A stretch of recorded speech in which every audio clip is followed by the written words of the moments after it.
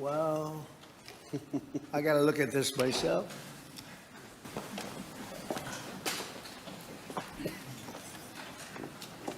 Wow. What a view.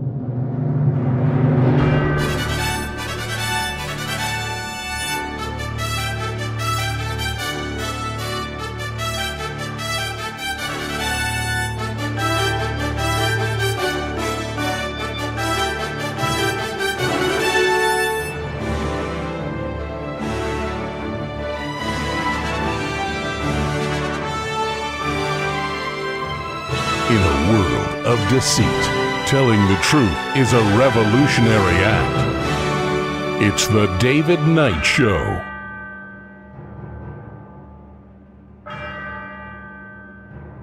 As the clock strikes 13, it's Wednesday, the 3rd of June, year of our Lord 2026. Well, the government will never tell you the truth, not about economic metrics. But we may have AI be able to help us on this. Someone has now found out what the real growth and inflation data has been, and guess what?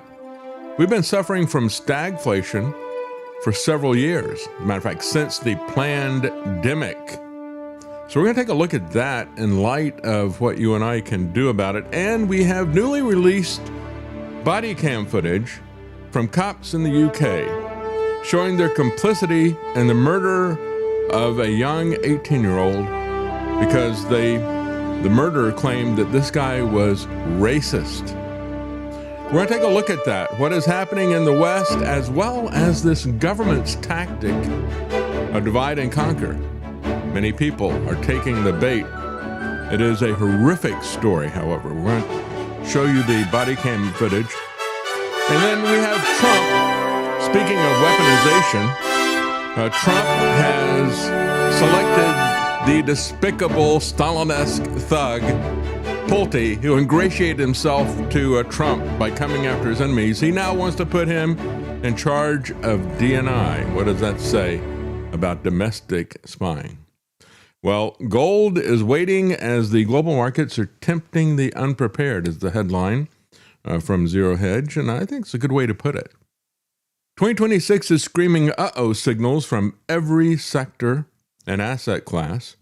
This explains why the longer-term case for gold could not be more obvious, regardless of the natural price retracements in the near term. And of course, what is happening with that? We've also got screaming headlines all the time about what Trump claims is going to be happening, but never does seem to happen. Gold has overtaken U.S. bonds as the world's favorite investment. This is a headline most of yesterday on Matt Drudge, and yet, if you listen to Tony Arterman, he was talking about this a couple of weeks ago. Escalating fears over Trump's wars and his tariffs have pushed central banks to dump treasuries. So we stop and think about this left-right march of tyranny, this left-right march to the Great Reset. We had Joe Biden basically discredit the financial system that Americans have benefited from for so long, and the empire requires for its unlimited spending. He discredited that with his sanctions and the weaponization of that system. Trump comes in, and right away he starts with the tariffs. Then he starts adding wars and other geopolitical uncertainty. The share of gold in central banks' official holdings of foreign currencies climbed to 27% last year, surpassing their holding of U.S. treasuries at only 22%. The European Central Bank said central banks are using gold to shore up their balance sheets against the headwinds of geopolitics, because geopolitics has become as unstable as Trump's personality. It's ego politics. It has absolutely nothing to do with anything other than his whims. But of course, it serves the greater long-term agenda, a bipartisan agenda of Great Reset. The bank cited a survey from late 2025. This is before the Iran war. Central banks said that geopolitics was the third biggest risk they faced, behind only cybersecurity and other cyber incidents. But in April, a month after the U.S. and Israel attacked Iran, 70% of central banks said geopolitics was the number one risk they faced this year. A third of central banks also said geopolitics would be the most important factor guiding the management of their foreign currency reserves over the next 5 years. Yeah, this is going to take us well past the end of the fourth turning. And that's really what Trump's role is. He is Mr. Chaos to bring in the fourth turning. Gold is traditionally viewed as a haven when markets or politics are stormy. However, central banks have grown more cautious as Trump has pursued unpredictable policy on the world stage. Everything that he does is unpredictable. Again, he's gone to war with every country. It's not on the basis of trying to protect an industry or trying to fund the government. It's based on his own personal preferences. And we can see that when he gets upset with a politician in another country overnight.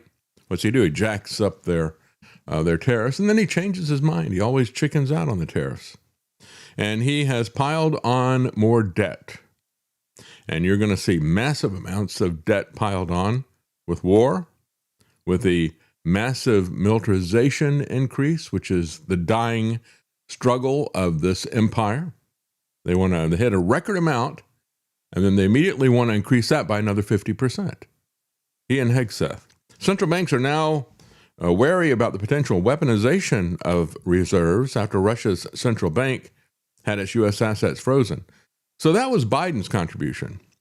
He discredits the financial system that's there, and Trump starts to bankrupt it when he comes in. It's a 1-2 punch. Since the lockdowns, there's been a 12% loss of GDP. Half of U.S. dollars purchasing power has been stolen. This is from Jeffrey Tucker at the Brownstone Institute, and he points out that they have run the study once before, and people complained about it because, again, the federal government always lies to us about all these statistics and metrics. Whether it's unemployment or whether it's the actual rate of inflation, it's all a lie. Always is a lie. As a matter of fact, one of the first things they mentioned about Kevin Warsh coming in was that they were going to, again, modify the way inflation is calculated in a self-serving way because Trump wants more inflation. He needs more inflation. He needs to monetize the debt. He needs to be able to pay back this massive debt that he was largely responsible for bringing in, because so much of it has been added in just the first term of his and second term, the first term of Biden's, and now in the second term, he's exploding this debt. And so he has a lot of culpability in this. And yet, when we look at it, he needs to monetize this, because if he doesn't inflate, he's not even going to be able to pay the interest on the debt.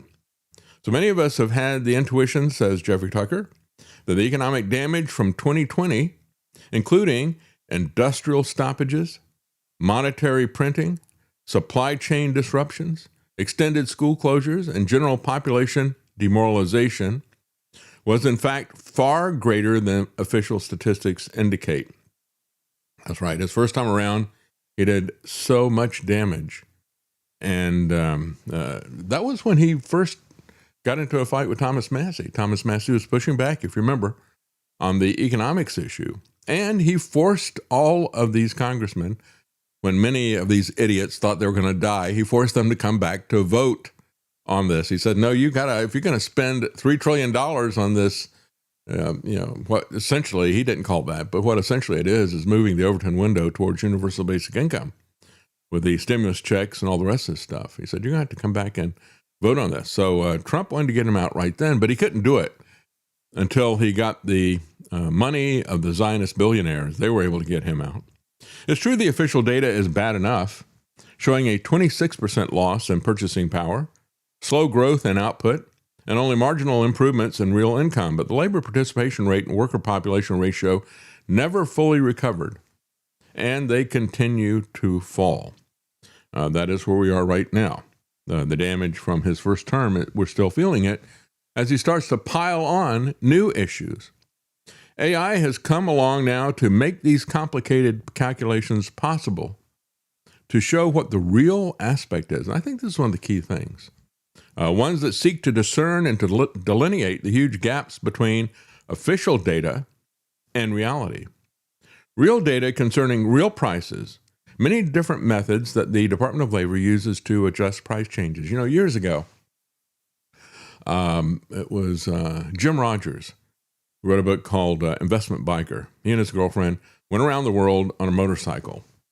Of course, he had to take a boat many places to get across the oceans, but he wanted to be up close and personal to really observe the cultures and the economies in various places. And one of the most interesting takeaways I think he had was he said, you can tell the level of corruption in a government by the difference between the official exchange rate for their currency and what the market exchange rate is, the actual market, which in many cases was a black market.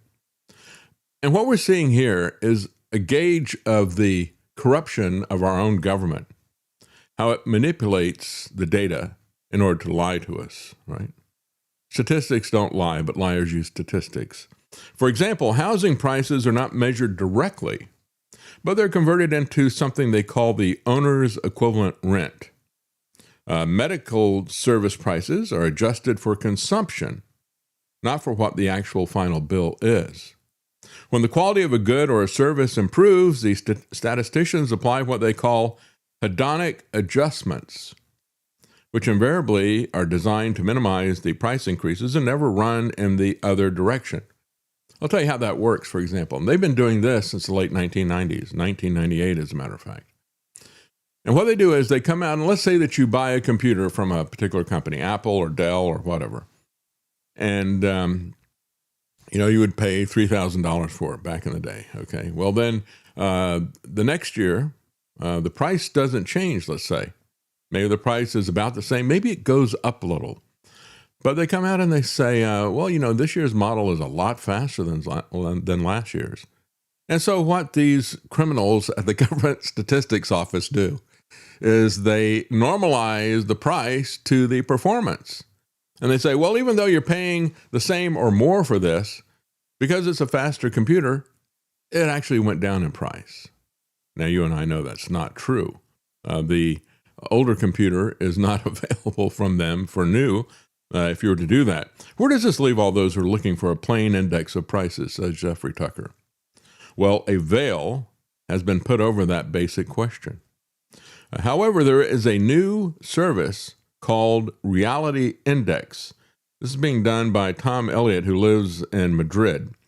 And he has deployed AI to wholly reconstruct price indices in a way that is consistent with actual prices. And his results are absolutely eye-popping, says Jeffrey Tucker.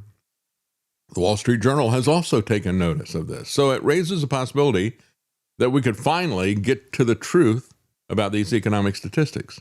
The core of the problem is a constantly changing methodology in official data. The formula was changed 8 times over 35 years. So they're changing the way they calculate inflation about once every 4 years in major ways. All the changes seem technical and vaguely justifiable when they explain it, but what you get is wild distortions in the data. For example, in 1983, owner's equivalent rent replaced the basic price of houses. So we all know what the price of houses are. As a matter of fact, they are constantly adjusting these things in the marketplace, and the people who assess your property for taxes, they come up with a price.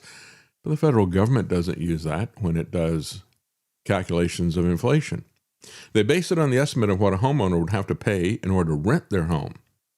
And that is something that is not objectively determined, folks. In real life, people pay mortgages, property taxes, and home prices. But when home prices and mortgage rates rise faster than rents, the new formula understates the housing inflation real households face. Then in 1998, they did what I was just talking about, the hedonic adjustment. from an observation that quality is always improving. Is that the case anymore? Yes, in That is a qualification, in qualityification, that's the term that's become so popular recently. Yeah, instead of in shitification and qualification. Yeah, quality is always improving. You certainly notice that, don't you, with the software and computer issues, especially in digital goods and computer functions. You might be paying the same or even more, but you're getting more bang for your buck, are you really? Notably, hedonic adjustments never run the other way.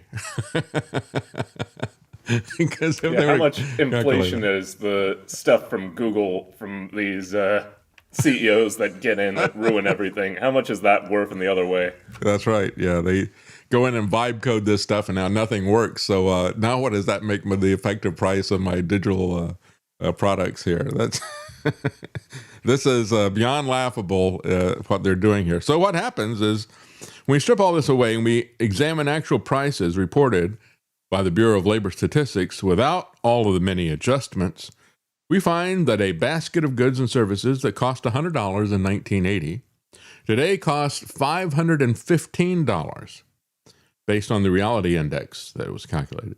The official CPI report's only 391, so that's bad enough.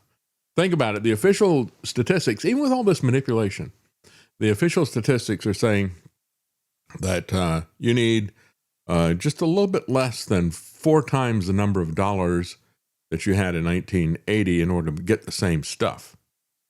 But the reality is that you need a bit more than 5 times the number of simoleons, paper monopoly money. $1 in 1980 was worth only 26 cents today. According to the reality index, the loss is even greater. $1 in 1980 is now really worth only 19 cents. This is a shocking devaluation. And yet, most of this, folks, has happened with the lockdowns. Even though we had a lot of inflation in the late 1970s, early 1980s, most of this has happened with what Trump and Biden have done. They've really accelerated this. That's the bottom line on this article here. From the beginning of the COVID period to the present, Elliott's data estimates as much as 40% loss in purchasing power over just 6 years. Perhaps it's closer to 50%. Trump is killing us, folks. He's killing us economically. He wants to kill us in terms of the surveillance state. When you look at this guy that he's put in there, Bill Pulte, what a crook, what a criminal, what a thug. He's basically implemented this Stalin-esque meme, bring me the man and I'll find the crime. He wants to put him in as director of national intelligence. And I've said for the longest time, national security has nothing to do with war and peace and our safety. It has everything to do with the government being weaponized against us. And we'll get into that in a moment, what's going on with the DNI and with Pulte. Nevertheless, COVID cut the value of the dollar in terms of goods and services to half or more of its former value. That is what Trump has done, and he's working hard to make it even worse. The official definition of recession is 2 quarters of declining real GDP. However, when we look at the actual data, as this guy has done, using artificial intelligence, because again, that is the superpower of this stuff. You know, we look at it in terms of the hysterical failures of self-driving cars running through a construction zone with panicked passengers in it as the police are chasing them with sirens going on, or plowing headlong into floodwaters. But the reality is that it is very, very good at auditing. That's what Bill Pulte used it for. That's what Elon Musk used it for. And that's what another person has used it for, to audit the official numbers from these lying government statisticians. And when you look at that, you see that we have had consistently negative GDP in all but 3 quarters since the summer of 2022. In other words, a recession officially is 2 quarters of decline in GDP. And yet, we've had a decline in GDP in every quarter except for 3 of them. And this is since 2022. In those 3 quarters, output barely rose above zero. Mostly real GDP has been falling. This has been a recession without end. And so then Trump doubles down and wants to take us to war. Beautiful, isn't it? If you want to destroy the country. And I believe he does. That's why he was selected. We've seen as much as double-digit declines in GDP overall since 2020. This is the cumulative loss that is spread out over 6 years. That's roughly half of the losses of the full period of the Great Depression. Think about that. So when you compare this to the Great Depression, as Jeffrey Tucker does, we are roughly half of the losses of the entire Great Depression already in 6 years. And they're able to keep that concealed from you through lies about government statistics. At least during the Great Depression, people knew it was happening. It was documented officially. But in our time, things are different. We have heard nothing for 6 years except happy talk about the economic recovery and the fact that we're just winning really big. And Trump comes out with one meme after the other to prove to us that we're winning. Think people in the middle of the Great Depression were tired of winning? Yeah. They were doing better than we are. We're just completely gaslit with all this stuff. Meanwhile, Trump is amending tariffs on imported steel, aluminum, and copper. Again, he always changes his mind. And he should change his mind because this stuff is unbelievably stupid. But he needs the taxes, folks. We're not going to tax our way to prosperity. He needs the taxes just to try to pay for the interest on the massive debt that he has created. That's the reality of what we're looking at here. And that's why he's fighting so hard for this. And now, because he did it thumbing his nose at the law and at the Constitution, I'm a dictator. I can do anything I want. He's gotten slapped down now by the courts. And now he's looking at having to reimburse people for this. And now he's really freaking out about that. Got very angry last week at the golf course. Rising yields, the most misunderstood important signal of 2026? Ask this article from Zero Hedge. $145 trillion in global bond market, which is $20 trillion greater in size than the global stock market. And it remains less understood, yet far more significant as an economic indicator. And again, I began by saying that central banks, because of the capricious, unstable, he's not a stable genius, he's a unstable idiot. Because of this unstable idiot, the central banks have said that is their greatest risk. So what are they doing? They're avoiding U.S. treasuries. And as this article from Zero Hedge points out, that is one of the big economic indicators, significant economic indicators.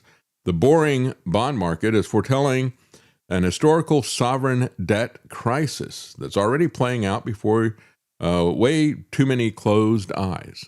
So we don't realize what has happened to our economy. We don't realize what has happened to inflation. We don't have the full picture because they continue to lie to us. And because everybody's caught up in this bipartisan cheerleading. Everybody wants to cheerlead either Biden or Trump. Guess what? They were both horrible. Both of them were horrible. Yields on sovereign IOUs, that's what we're talking about here, bonds, whether you're talking about British, American, German, Italian, Japanese, are climbing to the highest levels that we have seen in decades. The yields rise when trust in government bonds is tanking. And again, at this point in time, at this fourth turning, everybody's trust in these institutions is tanking. And the distrust is well earned. The dying trust has a lot to do with global debt levels at over $360 trillion. U.S. public debt levels are reaching an embarrassing $40 trillion marker, which effectively makes America one big bad credit. Yeah, it's not a big, beautiful bill. It's a big, bad credit card bill that we're getting. And we're going to hit that $40 trillion, I think, when I was looking at the rate that it was happening. This is a couple of months ago, but now they're accelerating this. But at that rate, it was going to hit in September. You know, we may wind up hitting that $40 trillion right as we're running out of oil supplies because Trump is really drawing down very rapidly the Strategic Petroleum Reserve. The yield on the U.S. 10-year bonds has risen by 75 basis points in a matter of months, despite the Fed having yet to do any raising of interest rates. And why is that? We have seen in the past that when the Federal Reserve comes in and arbitrarily sets the bond rates, that the market doesn't follow on that for home mortgages, right? We've seen over and over again that they would come in and lower the interest rates, and yet you would see the home mortgage rates stay the same or go up. More often they have gone up. Why is that? Well, because the market is making that decision, and the market is speaking rather than the dictates of a chairman. And so what happens is the people are looking at this who are actually have the money and are actually going to make the loan, and they say, well, because they are feeding inflation with the lower interest rates, I'm going to have to go up on the interest rate on this 30-year mortgage. Because if I don't, it's going to be monetized with inflation. I'm not going to get my money back at all. And that's why this works this way. The Fed openly losing control of the bond markets is what we're really looking at. And so what will they do? Well, one of the things they're going to do is they're going to change the metrics yet again in terms of how they calculate inflation. The slow yet steadily increasing death spiral of fiat currencies is fascinating, obvious, and yet totally ignored by the current stock chasers, at least for now. So they're looking at in this article here the fact that we've got this stock market bubble. What's going on with this? Are they not aware of what's going on? The signals coming from the bond market. It's also a perfect setup for gold. Fake liquidity now, and an almost mirror image of the 1970-1980 era, when the dollar lost 50% of its purchasing power and gold went from $35 an ounce to $850 an ounce. And, of course, we also had the oil embargo then as well. At that point in time, it was OPEC. Now it's Trump doing the oil embargo with his war that he started. And his is worse because theirs only affected 15% of U.S. oil that we had, and that had effects that were global. This is affecting 20% of all global oil. Bigger effects, much bigger effects. And not only is it a blockage and a stoppage, but it is also attacking production. During the OPEC oil embargo, they just stopped shipping oil to the U.S. Now, what is happening with this war that Trump has started, they are destroying production capacity, as well as messing up the supply chain. Like the current bull run in gold, the 1970s didn't happen in a straight line either. Midway through that infamous decade, gold saw sell-offs which shook out speculators yet made longer-term investors generational level wealth. And so what happened was the beginning of the 1970s, it kicked all this stuff off. You had the OPEC oil embargo. Then things seemed to normalize and gold started falling in price and a lot of the speculators got out. And then things got really serious. And that's when at the tail end of it was when the biggest run-up happened. The recent price declines in gold are thus no surprise within a secular cycle. Gold's value, liquidity, and prominence have been confirmed by forced sales from sovereign central banks to fund managers in order to create needed liquidity in times of stress. So in other words, when we look at that, there has been a lot of people jumped into it when they saw something that was going up really quickly. And then as soon as they see oil changing really quickly, they jump off of this train and onto that train. Or they have to.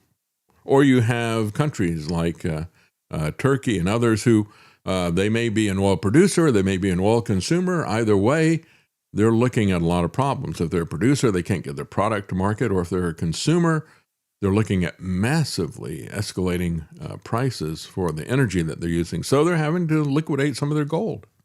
Meanwhile, stocks are defying sanity, valuation, and common sense.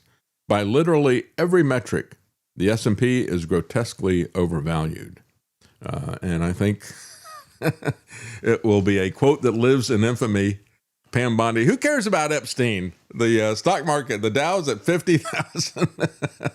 That's going to be the quote of the decade, I think. When people go back, it's going to kind of encapsulate all of this insanity, perversion, from temptation to lying is where we're going, yes. Those who would put the stock market value above justice will receive neither. That's right. That's good. Yeah, just like liberty, yeah. So, again, Kevin Warsh is going to just start lying even more so about these inflation things. The guy whose in-laws are part of the Estee Lauder fortune has been brought in to put makeup on this pig. It's interesting just from a personal standpoint. Karen and I were talking about it. She went home 1 year from college, and she went to work for Estee Lauder. She could not handle the smell of the stuff. She was having all kinds of reactions to it. And so they said, well, I'll tell you what, we'll put you in our hypoallergenic line of Clinique or whatever. And she got into that, still same thing. She just had to quit that job. It stunk, basically. Warsh intends to measure PCE inflation under a new metric that he calls trimmed mean PCE, effectively removing all bad inflationary data to create a fictitious notion that inflation is under control. And they've even announced how they're going to game the system. They always tell you that they're going to make this change. And this is what we're doing and we need to do it. But we really need to understand what the real motivation is. When the official math is bad, what is disturbing is that even the official lying information that they have manipulated to look better, even that looks bad. As we're talking about the Consumer Price Index, comparing your purchasing power from 1980. If you had $100 then to buy the same stuff in terms of goods and services, you'd need just under $400. The reality is that you would need over $500. And so even the official lies are bad when I talk about the policy that is here. And so it was kind of interesting when you look at these MAGA cheerleaders, and of course, the Daily Wire is full of them. They should call Ben Shapiro's organization the Daily Liar, because it's not just Ben Shapiro shilling for Israel. It's also Dave Rubin shilling for Trump. And so he was in a debate. It was called Surrounded. It was hosted by Jubilee Media. They have one guy there, and he takes questions, and people come up to the table, and they ask him a question. And I want you to hear this particular question here. What is, let's see. That has disappeared. I don't have that. Do you have the Dave Rubin one metric question here? What is one main metric that Donald Trump has made better off since he got in office? Like an example would be GDP, unemployment, inflation, etc. Well, right now, first off, the Big Beautiful Bill was just passed last year. And it's Big Beautiful in Bill. Now, right? It's kicking Let's in repeat now. that. Okay, so we're going to now see results of that, like even the tariffs. All right, so let's do tariffs. Are you for or against tariffs? Against the universal tariff. So what's the main metric that he made better off? What's the main metric that he made better off? GDP, unemployment, inflation? Do you have any idea? Listen. I don't think you do.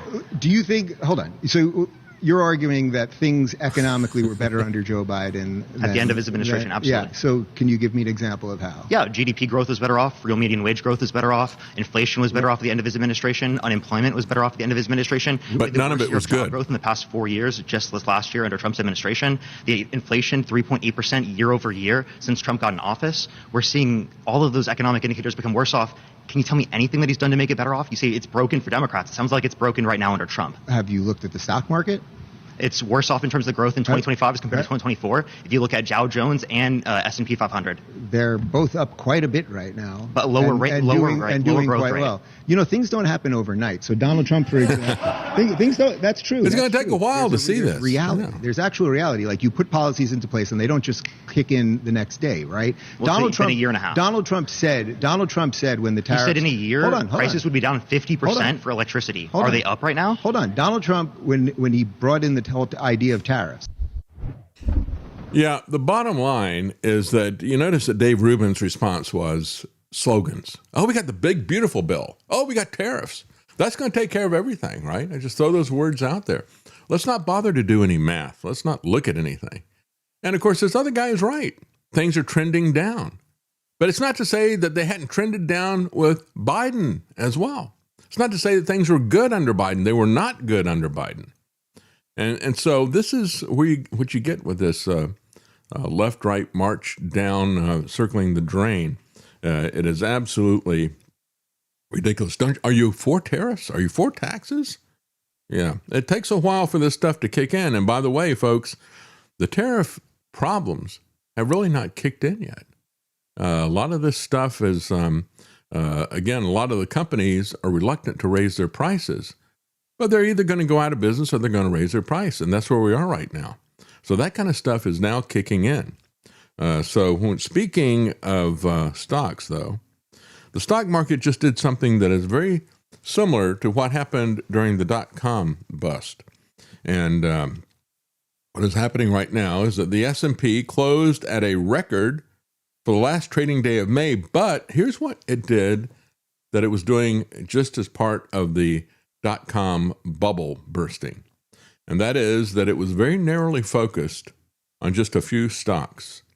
What is echo of what happened 26 years ago with the dot-com crash is that only 20 stocks out of the index hit a record. Of those 20, only 7 were not directly related to AI, to one thing, right? Before it was internet related. And so what we're seeing right now is a very narrowly focused, and the numbers are almost exactly the same. We got a handful of stocks very narrowly focused on one opium industry that's going to be revolutionary, but it's not producing anything yet. That is what is really happening. Michael Hartnett at Bank of America pointed out in a note to at the end of last week that it was only 20 stocks that hit new highs at the very top of the internet bubble in March of 2000. While the widely followed strategist said that the speculation price action is likely not over yet, this occurrence is the latest sign that it is nearing. Hartnett believes central banks and rising interest rates will ultimately spell the end, giving clients a post-bubble roadmap. Well, as I pointed out last week, we had Jared Bernstein, who was an economic advisor for Biden, wrote an op-ed piece for The Atlantic, I think it was.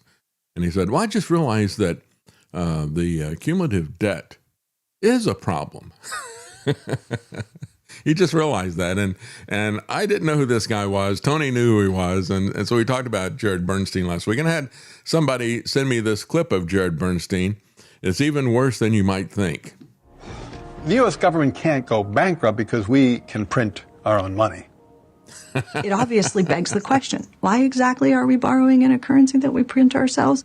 I'm waiting for someone to stand up and say, why do we borrow our own currency in the first place? Mm-hmm. Like you said, we print the dollar. So why does the government even borrow? Well, again,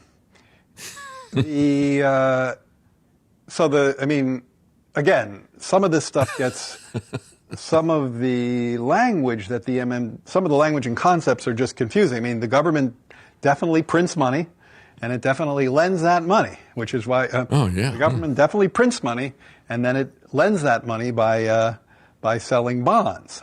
Is that what they do? Biden economic advisor. They sell bonds. Yeah, they sell bonds, right? Because they sell bonds and people buy the bonds and lend them the money. Yeah. So a lot of times, at least to my ear with MMT, the language and the concepts can be kind of unnecessarily confusing, but there is no question that the government prints money and then it uses that money to I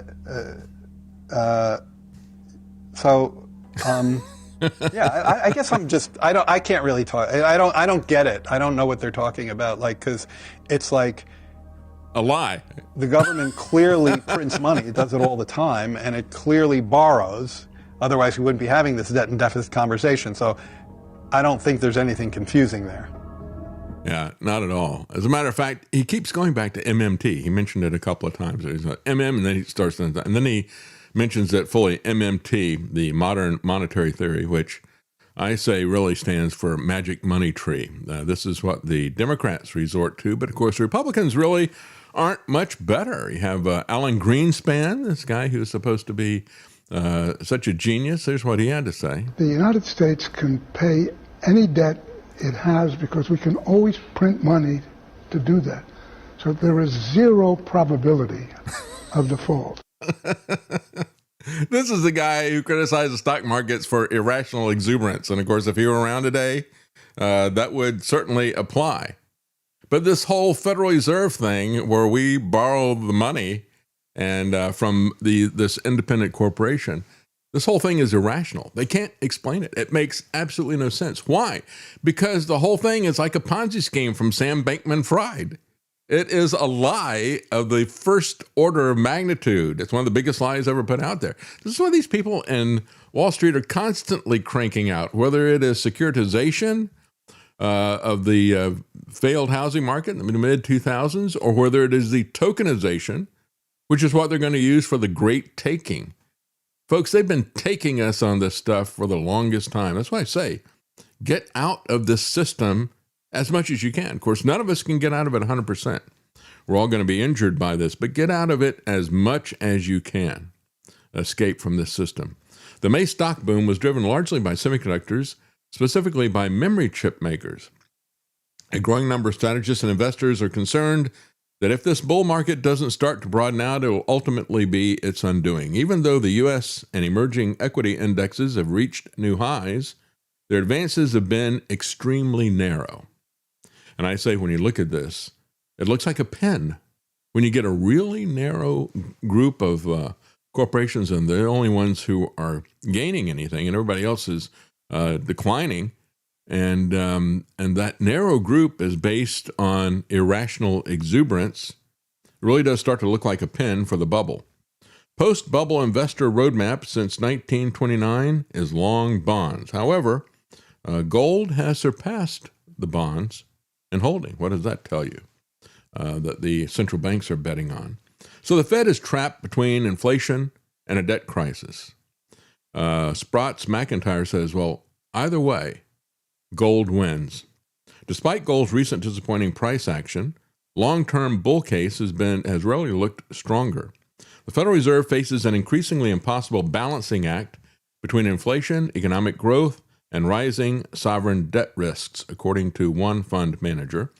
Ryan McIntyre, the president of Sprott Incorporated, says the Fed is now walking back extremely difficult path with very few viable policy options. He believes that ultimately this is going to drive investors toward gold. He said you don't want inflation, so you have to keep rates somewhat high. However, you don't want the economy to slow down too much, so you've got to keep rates somewhat low. If either of those goes too far out of range, then you risk losing control of bigger things. And so the Fed is in a tough spot. I guess they're between Iran and a hard place, aren't they? And so Trump, of course, is pushing for lower rates. He's got to have lower rates to monetize the debt. He's got to have lower rates in order to even make the interest rate payments. So again, it's pushing towards inflation. What has really caused the headwinds here for gold recently is the shift in rate expectations. People shifted from asking how many rate cuts we're going to get to whether or not there will be any rate cuts, rate increases this year. However, despite short-term pressure from higher yields, he said gold's structural bull market remains intact because the deeper issue confronting investors is not simply inflation. It is whether or not this sovereign debt of over $40 trillion is sustainable. The most existential threat remains the sovereign debt risk. This is one of the reasons why Thomas Massie was handing out all the incoming new freshman congressmen. He was handing them the debt counter that he wears on his lapel, showing the numbers rapidly going up. The rapidly deteriorating U.S. fiscal position is one of the most underappreciated risks in global markets. He noted that the U.S. debt held by the public has climbed above 100% of GDP, levels that have only been seen during World War II. That growth rate can't even cover the net interest. This is the point where policymakers are losing all flexibility, all options. They really are running out of tricks. They've got a lot of them up their sleeve. And there's more and more lies coming, but the reality is going to catch up with them. If yields start getting higher, that's going to be very difficult for equities, for the stocks, meaning that the S&P 500 is going to start struggling. You start to get these warning signs from the bond markets saying that we need more yield to compensate for the financial outlook here. If you want to avoid being affected by the prospect of these government securities becoming riskier, all roads lead to gold. And that's why the central banks are doing that as well. Gold ultimately becomes increasingly attractive as confidence in sovereign debt erodes and policymakers run out of credible options. The longer we spend not addressing our spending problems, the tougher the road's going to be. Do you think that Trump is ever going to stop spending money that he doesn't have? That's how this guy bankrupted 6 casinos and how he is their choice, the Rothschilds and others, to bankrupt America. So as we look at this, these things are gold and stocks and bonds. They're being blown around by every ridiculous lie and pronouncement from Donald Trump. Here's an example. Gold rebounds after Iran and the U.S. reach an outline over a ceasefire deal. Well, that was the end of last week. What's the reality today? Well, it looks completely different, doesn't it? Even in the same day, you can have Marco Rubio yesterday say, well, I think we've come to an agreement to have a ceasefire, and I think we're looking at the end of this conflict here with Iran. They don't like to call it a war. And then immediately later that night, you have Iran firing missiles at a U.S. base in Kuwait. Every time these guys make a pronouncement about how they're winning, every time they make a pronouncement about how the war is going to end, the markets react right away. As a matter of fact, as we're starting to see this, it looks like these lies and these constantly changing pronouncements are a deliberate manipulation of the marketplace by people associated with the Trump administration in order to make corrupt insider trading moves and massive amounts of money. It's not just a lie, it's a lie with a purpose of corruption. That's what we're looking at with the Trump administration. And so gold will rebound after they talk about a ceasefire deal. And then the very next day, you'll see gold falls with inflation worries rising on the Middle East conflict. So they're ripping these markets one way or the other with these pronouncements. How much longer will they be able to make these statements and move the markets this way? They talk about how they've got a MOU, a memorandum of understanding. And yet what's really happening is we've got an MOUTH, a big mouth that is out there. There's no understanding. There is no memo. There is simply the mouth out there that is manipulating the markets. And so this one from Kitco says, gold prices are captive to Iran headlines. Well, that pretty much sums it up. They're captive to the headlines.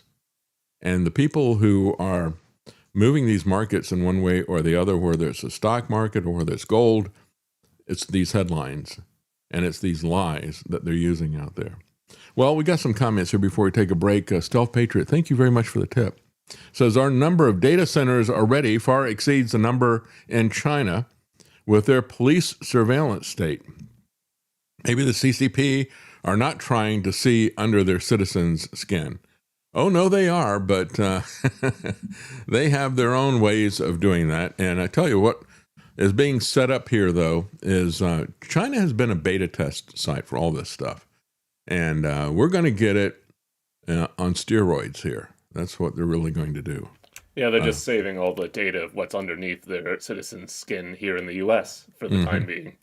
Yeah, the U.S. has been preparing for this for a very long time, even going back to about a decade ago when the NSA built that data center in Bluffdale, Utah.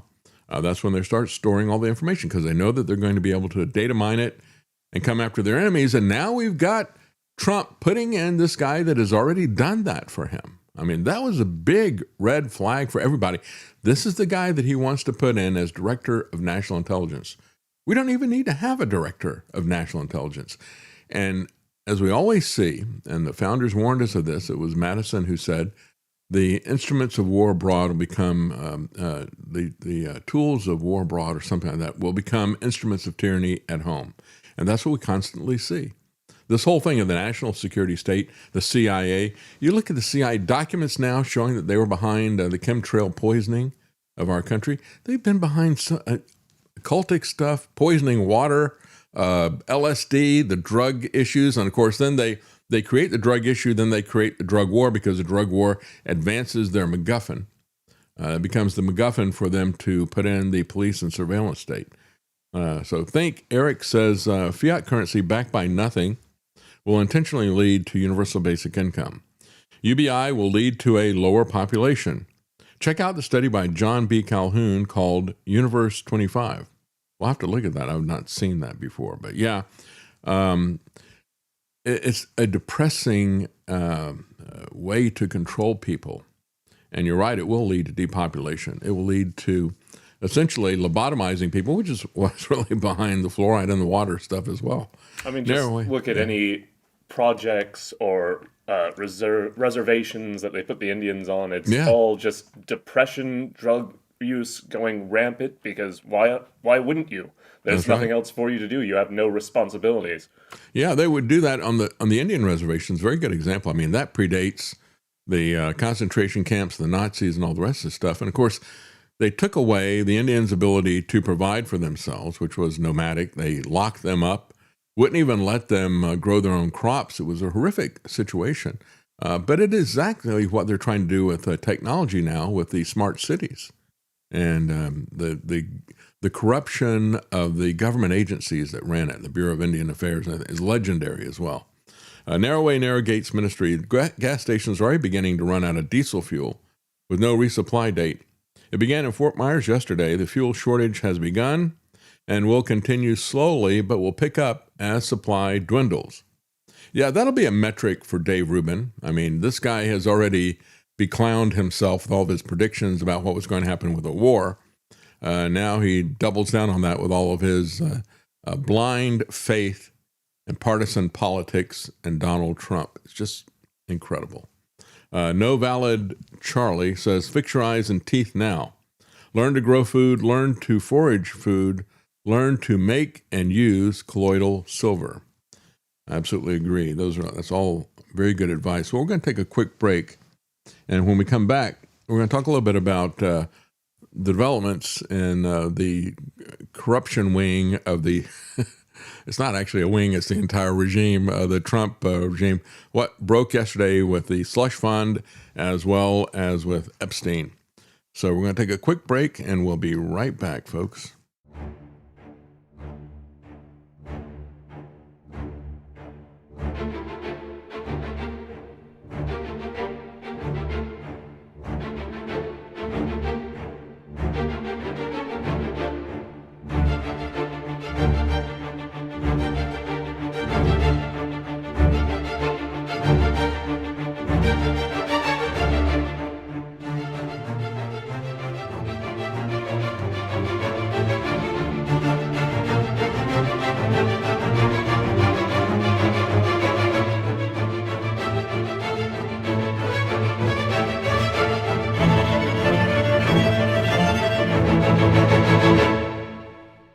You're listening to The David Knight Show. If you like the Eagles, on a dark desert highway, the Cars, and Huey Lewis in the News, they say the heart of rock and roll is still beating. you'll love the Classic Hits channel at APS Radio. Download our app or listen now at apsradio.com. And oh, by the way, as we began by talking about the fact that gold surpassed U.S. government bonds in terms of foreign central bank holdings, you may want to pay attention to that and mimic that for yourself. And if you want to do that, if you want to start having physical gold that you control yourself, so it's not controlled by these hucksters in Wall Street or in Shanghai Gold Exchange or something like that, go to davidknight.gold. That'll take you to Tony Arterburn, the guy who was telling us that was happening weeks before it got picked up by the mainstream media and the Drudge Report. davidknight.gold will take you to Tony Arterburn's Wise Wolf. You can start to accumulate even small amounts of gold on a regular basis. That's something that Tony does that other people do not do. And of course, he can also help you with your IRA. He can help you to get that into metals, gold and silver. He can also handle any large transactions that you want as well. But you can set up a regular savings program to kind of average out the dollar cost of this stuff as people are still jumping around in every pronouncement from Trump one way or the other. Again, davidknight.gold. And then, of course, gold is not the only thing that is on sale right now. Homesteadproducts.shop has got a couple of interesting things. We got organic mimosa tea. Just relax a little bit. Chill out. Have some mimosa tea instead of a moon pie, as a matter of fact. It doesn't have all that sugar in it. And also on sale right now at homesteadproducts.shop is dehydration fresh eggs. It has no antibiotics, no hormones, and it's from their own free-range chickens, and it will last for 2 years. That should help you get well into this depression that they are engineering on us right now. Again, those dehydrated eggs that'll last for 2 years in very excellent packaging, that is on sale right now at homesteadproducts.shop.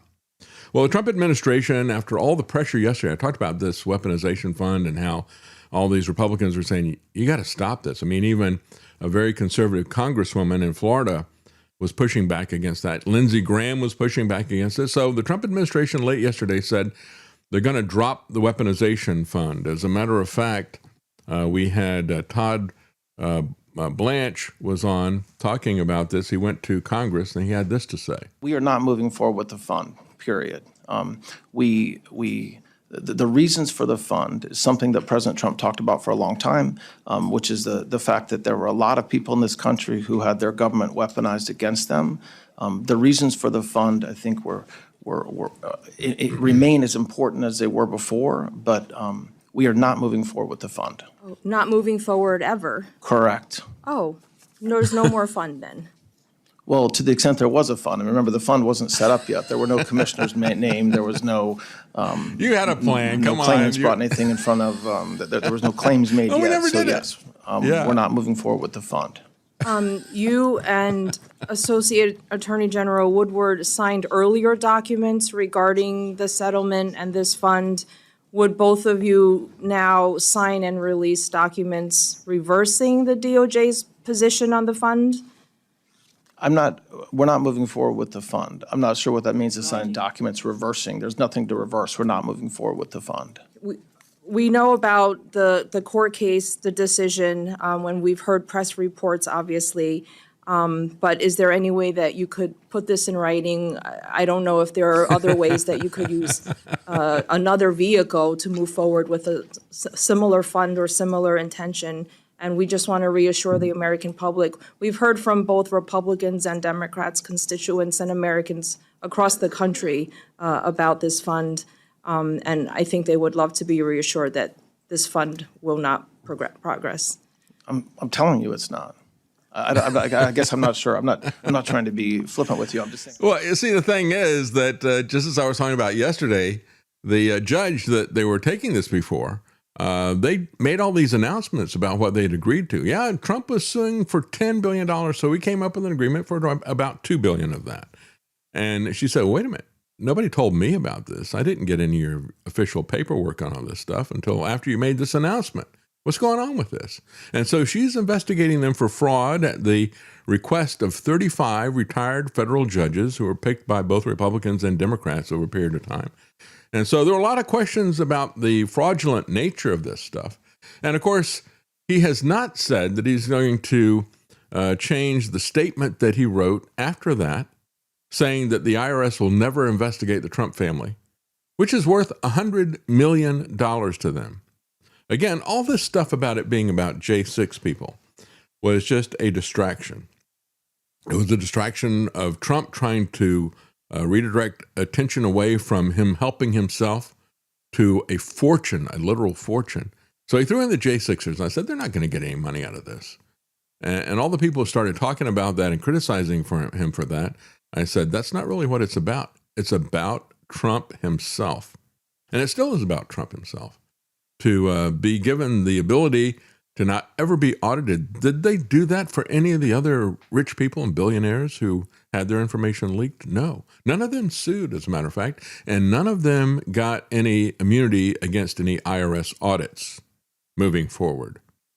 And there was a lot of people that this information was leaked by a contractor to the IRS who worked for Booz Allen Hamilton. And he wanted to expose these rich people who don't pay any taxes. And so we saw people like George Soros and Bill Gates and on, Elon Musk, you name it, Bezos. Yeah, they're not paying much in taxes if they pay anything at all. I think George Soros hadn't paid taxes for 3 years. And so he was trying to embarrass that. None of them sued the government. None of them got immunity from the IRS audits except for Trump. And when you talk about the J6 stuff, again, that was something that absolutely was a non sequitur from a legal standpoint. You cannot sue saying the IRS did something to me over here, so now these people are not a party to that, are going to get paid compensation. It was amateur legal stuff that Todd Blanche was doing, and he still is doing all of this stuff. As a matter of fact, it also came up about Epstein, and he had this to say. There's a lot in here. I'm shocked at this. There's also this set of files in the file. This is investigation into the potential co-conspirators of Jeffrey Epstein. I almost used up all the blank ink in the hallway because it's all covered up. It's all covered up. Got to get more toner. The American people are not stupid. They know that when members of Congress have to go in and actually unredact to try to find the truth for these victims, something is corrupt. Something is corrosive. Yeah, there is something really, really corrupt, isn't there? As a matter of fact, the Treasury is now readying the Trump $250 bill. And again, there is a law against that sort of thing, but that's not going to stop Trump. He's going to get Mike Johnson. This time, instead of just doing what he wants and fighting it in the court, this time he's going to take the approach of getting his sycophantic House Speaker, Mike Johnson, to change the law. The law was there to stop any living person from appearing on U.S. currency. Existing law does not authorize a $250 Federal Reserve note either. But legislation's already been introduced to solve both of those problems, at least on paper. But what do we do about a guy who is not just a drunken sailor like Pete Hegseth? What do we do about a guy who's drunk on narcissism and vanity? That's really what we're talking about with Trump. As one person suggested, if Trump wants his face on money so bad, bring back the penny. It's already orange and worthless. And it costs more to make than it is worth. It's a perfect metaphor for Trump. Not the $250 bill, but of course, the $250 bill is a perfect metaphor for the kind of inflation that he's bringing to us. The $250 bill is the new penny. That's right. American tradition is that ordinary currency avoids living leaders.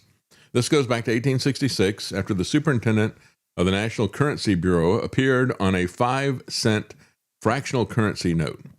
This caused a public outroar. Congress responded by banning the portrait or likeness of any living person on currency notes, bonds, or securities. And there is a larger lesson in this. Public money should not become a vanity project for officials who still hold power. But everything in this administration is a vanity project for Trump. So, whether you're looking at him going out and trolling the Kennedy Center by putting his name on a line above the title of the building, that has now been removed, as I pointed out. He had a bad week last week when they took that down. But his image has been on a lot of different things. They've got him on the national park passes. He's got it on passports. They put his picture up on many government buildings like the Department of Justice, like he was some kind of a fascist dictator. Oh, wait. Then you've got the National Park Service, which has put his picture on the park pass. And they are warning people because so many people are putting stickers over Trump's face. I can understand. They don't want to see this scowling face looking back at him, so they put stickers over it. So the Park Service says that your park pass will be invalid if you cover Trump's face with a sticker. How about that? They can't do that. National parks used to protect glaciers and wildlife, says Mike Levin. Not Mark Levin, but Mike Levin. He says, but now they're apparently responsible for protecting one man's feelings. I would say his vanity. And so the State Department unveiled their limited edition passport design for 250th anniversary. That includes Trump's portrait. So he's got his portrait on park passes, on passports. He wants to put it on currency. People want to deface him. And they're saying, well, you're going to invalidate all this. And of course, he also, I think this is one of the most ridiculous things. They renamed the U.S. Institute of Peace, named it after him. This guy is so obsessed with the Nobel Peace Prize, with getting his face associated with peace, and yet I have not seen a bigger warmonger in my entire lifetime.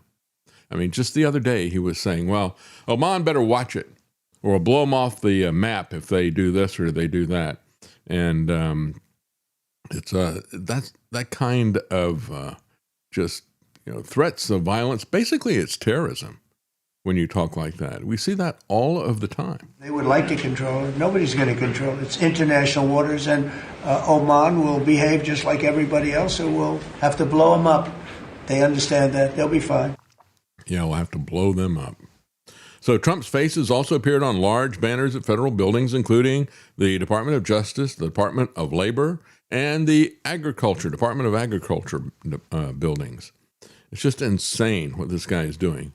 I mean, he is not just stupid and deranged, but he is a level of narcissism that you've just not seen before. You see this all the time with powerful people. Yes, they are egotistical and narcissistic, but never to this extent. He's also put his name on a lot of federal initiatives. We have the TrumpRx.gov, the Trump accounts, the Trump gold cards, which, by the way, nobody is interested in paying $1 to $5 million to get at the head of the line on these green cards. The Trump Institute of Peace. Welcome to the Donald J. Trump Institute of Peace. The best is yet to come. Yeah, we're still waiting for peace, aren't we? There have also been efforts to rename airports after him. I think the thing that is going to be attached to his name forever is Jeffrey Epstein. It's always going to be Epstein and Trump. He may want to attach his name to the JFK building, but it's always going to be Epstein and Trump. That's the reality that is going to be haunting him and Melania for the rest of their life. As a matter of fact, in addition to the support of the Epstein discharge petition, Nancy Mace has spearheaded other efforts to bring Epstein's sex crimes against children to the public light, and yet she doesn't do it, right? Everybody's talking about it, but they don't do anything about it. The most amazing thing that I saw about all this was this statement from Alan Dershowitz. If you remember, this guy who is now, because of Israel, Alan Dershowitz, this leftist New York City Democrat, is now supporting this leftist New York City Democrat, Donald Trump, because of their common love for Israel. But it was Alan Dershowitz, who was one of the two defense attorneys for Jeffrey Epstein, and he had this to say about Epstein being a spy. Could it be that Jeffrey Epstein just had a completely different life that he just did not tell you about? And it may also have included being a spy. I mean, clearly. Telling me that he worked for the Mossad would have given him a get out of jail free card. I could have gotten him no jail time. If he had told me he worked for the Mossad, for the CIA, it would have been a slam dunk for me to go to whoever I had to go to, even up to the President of the United States, and I would have gotten him a deal with no time at all. Hang on a second. You mean if he'd said he was working with the Mossad or CIA, then he would get off being a pedophile? That's right. Because they do that stuff all the time. That's their MO, right? Yeah, they could have gotten a slam dunk case, gotten him to get off scot-free, get him the sweetheart deal where he doesn't have to spend a bunch of time in prison like he got. That's exactly what he got. And that's exactly what Alex Acosta, who was the prosecutor who worked with Alan Dershowitz and who worked with Ken Starr. Ken Starr, supposedly this conservative Republican lawyer, he's worked with every Democrat criminal. I mean, he let Bill Clinton off, and he worked to get Jeffrey Epstein off. That's who Ken Starr really is. And Alex Acosta, who was the federal prosecutor, when he was questioned about this back before this all really blew up big, he said, I was told that he was intelligence and to leave him alone. He was told that he worked for CIA, that he worked for Mossad, and that's why he was given the sweetheart deal, where he could basically, it was on day release, just like Otis the Town Drunk from Andy Griffith's show. He already got that sweetheart deal. And so that's the most amazing thing, is that Piers Morgan let Alan Dershowitz say that. But you heard what Alan Dershowitz said right there. He said, so he was, if he'd been openly said that he was with Mossad, he'd be let loose. And he says, waits a while, and he goes, yeah, because that's their MO. That's what they do. They set up honey traps and they blackmail people. And of course, the CIA does that as well. And so the question is, when is the truth going to come out of this? But we already know the truth, and we know they're not going to do anything about it, just like they're not going to do anything about the COVID stuff. But if Trump is worried about his name, he is never going to get the stench of Epstein off, no matter how many things he puts his name on. And all of this stuff about the Peace Institute and the Nobel Peace Prize, that all just makes him look more desperate and phony. You want to say something? Epstein Island asks, why can't Trump go to prison for child molestation? Well, because he works for the same people. That's right. That's right. Yeah, they would have to impeach him first, and then they could send him to prison. And I certainly do support both of those things happening. Well, we're going to take a quick break, and when we come back, I want to talk about, you talk about people getting away with murder, literally, right? Well, that's what happened in the UK, and there was a heinous case there of an 18-year-old who was stabbed by a Sikh.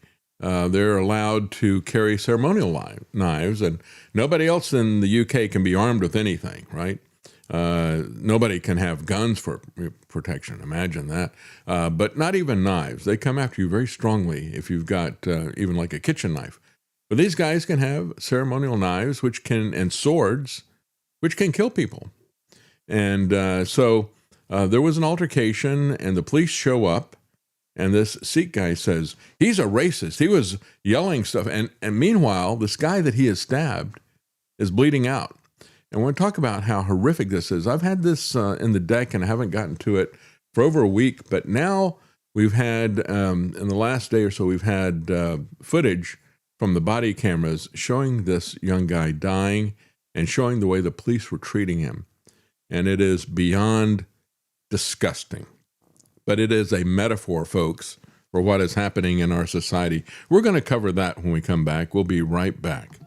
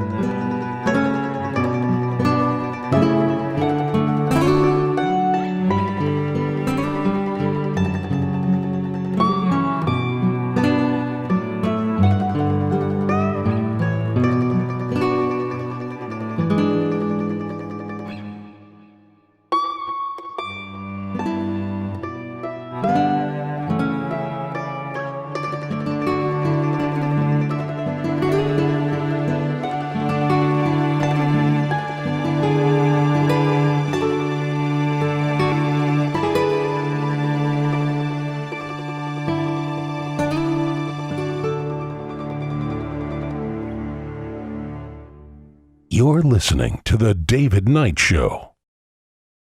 Whether you're feeling like the blues or bluegrass, APS Radio has you covered. Check out a wide variety of channels on our app at apsradio.com. All right, welcome back. And Marky Mark, New Jersey says, why is Trump trying to sour relations with Oman? Since they're on the Arabian Peninsula, we've always tried to have a good relationship with them. And again, when you look at it, it was in the context of this toll situation. And of course, Oman and Iran have cooperated on, I think it was liquid petroleum, liquid natural gas, and they had a partnership with that. And so what they were saying was, well, we'll split the toll with Oman since, Iran is on one side of that narrowest area and Oman is on the other one. But, you could ask yourself the question, why did Trump pick a fight with Canada? Why did he pick a fight with Greenland? This is Mr. Peace that is out there. Everything about this guy is about picking fights. He wants to pick fights with people because that's his MO. That's what makes him look important. And quite frankly, when you look at this particular thing in the UK, you can look at this and say, why is this happening in our countries? And I think the reaction to all this stuff, I can already see people out there. There's so many memes out there saying, well, when the police killed George Floyd, that was riots all over the world. But a white guy gets killed like this and nobody pays any attention to it. Don't fall for that. That's the entire reason why they opened up their country to this, because they want that kind of conflict, because they want to pick one side, because they want you fighting the other side rather than fighting them. See, the real issue is not even as much the people that they brought in that they knew would be dangerous, that would be raping women, that would be murdering people in the streets. It's not even about them as much as it is about the people who did that to you, the people who protect that. And as we're looking at this is the picture that is now circling around. As I said, they handcuffed this guy who was the victim, who was stabbed, who died. They handcuffed him and would not give him any medical aid as he bled out. And so this picture is going around. You'll see the blue gloves there of the police handcuffing him. And that white hand there is the guy who is losing all of his blood. He's bleeding out there on the street. And for the people who say, well, we couldn't get anybody, that's the first excuse from the police was, we couldn't get anybody there quickly enough. You'll see as I play this for you, and I'm going to play it narrated by his father. His father, his sister, and his mother were on the courthouse steps after this guy who, with a knife and the sword, ceremonial sword, murdered him. He's been convicted of murder, but the penalty that he's getting is very light. In the UK, they don't have the death penalty. He's, I think, 23 years old. He will go to jail for 21 years minimum. And they gave him a life sentence, but he's not going to do life. He'll get out probably at the age of 44. And in terms of whether or not something could be done, the police said, well, nothing could have been done in time. No, he survived for an hour. That's how long they left him there, bleeding on the sidewalk, handcuffed, after they handcuffed him and drug him over the gravel. And the other guy was never even handcuffed that was there. And so I want to play for you. On his way to a hospital when they arrested him. Yeah. They stopped him from going to hospital, handcuffed him, drug him across the gravel, and let him bleed out. That's your government. That is a metaphor for what they're doing to Europe in general. And folks, it is a metaphor for what Trump and the Republicans are doing to us with Israel, with the anti-Semitic charges. They want to destroy this country and turn it over. The biggest traitors are at the top. That's who you've got to get really angry with, the people at the top. But here is the family describing this, and I intermix it with the actual body camera footage that's there. Henry did nothing wrong. He was one of the kindest, friendliest, and most inclusive people you could ever hope to meet. He was amazing in every way. On the 3rd of December last year, Henry was walking home from a night out with his university football teammates when he encountered Vikram Digwa, a man openly carrying a large knife on the streets of Britain. That knife was used to take Henry's life. He should have been safe walking home. Instead, he became another young life lost to the brutal reality of knife crime in this country. Henry had been stabbed multiple times, and as his chest filled with blood, he tried to escape. He was chased, abused, and filmed by Vikram Digwa and others. When police arrived, Henry was lying on the floor, barely able to sit up and plainly in severe medical distress. I was in bed asleep. When everyone phoned me up, they looked, someone's attacked me. I can't breathe. Grab his other arm. What's happened to you, alright? You've been stabbed? Whereabouts? I don't think you have, mate. That's what, and then I'm like, you've got mouth full of, I want to keep you up, keep your... Hand? I can't breathe. Put the hand in the cuff, mate. Yeah.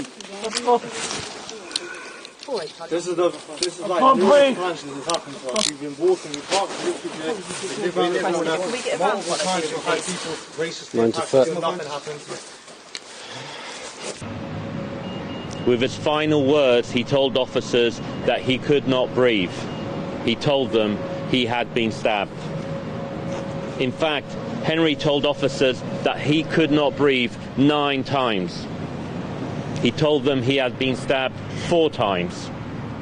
The response from one officer was, "I don't think you have, mate." Please, brother, I can't breathe. Right, keep you on your side, mate. You got to retrieve then. Saying to him, keeping him on his side. We were sat up when we had him here, but he didn't like it. The police have said they were misled by the murderer and that the scene when they arrived was complex. Unfortunately, it seems to us the truth is much simpler. The police were told by our son himself and by a member of the public who called 999 that they heard someone shout that they had been stabbed. But the police did not believe them. Henry was pulled across the gravel, his hands forced behind his back, and he was placed in handcuffs. Instead of being treated as a dying victim, police formally arrested Henry for assault and read him his rights. What's your name, mate? At the moment you are under arrest, and that's for assault, so you do not have to say anything, may harm in defence. If you do not mention your own questions, it's up to which you later rely in court. Anything you do say may be given in evidence, alright? That was the last thing he heard. Henry did not die with dignity. He did not die with the care he deserved. He lost consciousness before anyone believed him. It's going to be sick, I think.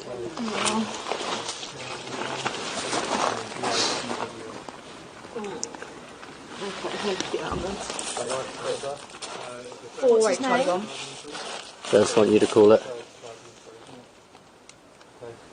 Yeah, we've got this male. He's been beat up. Are we able to get an ambulance, please?